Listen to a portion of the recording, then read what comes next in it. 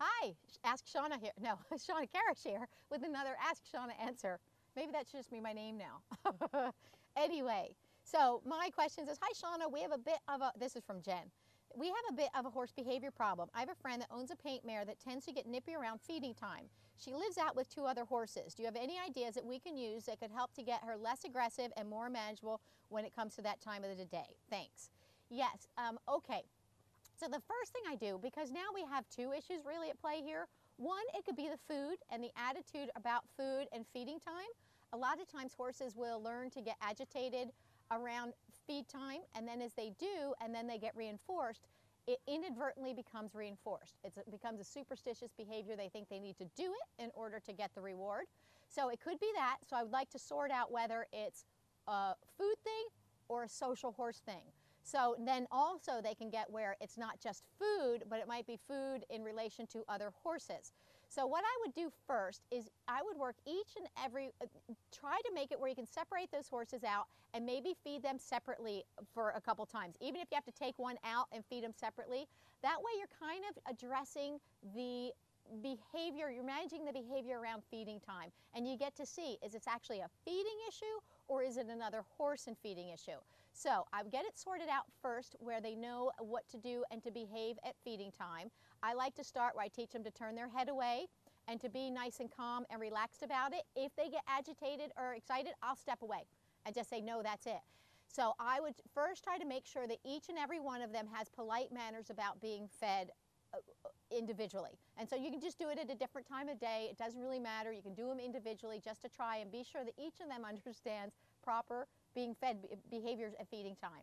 Okay, next. Now let's say, now we figure that out and they're good there. Now it's time to put them all together. What I might do is put 3 buckets alongside the fence. I mean, and maybe ultimately we want to feed them in, you know, one communal feeding situation, but you want to be at a place where you can stay safe and you can separate them a little bit.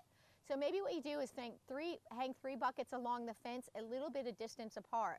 So as you kind of, and you could use targets for this. If you use the target training, particularly with the paint mare, you can have, she can have her mare holding on the target over here, give a handful, a handful, a handful, a handful, come over to here. Now she's completed, she can click, reinforce that good behavior holding on the target, and then dump her entire food, go back and then feed the others.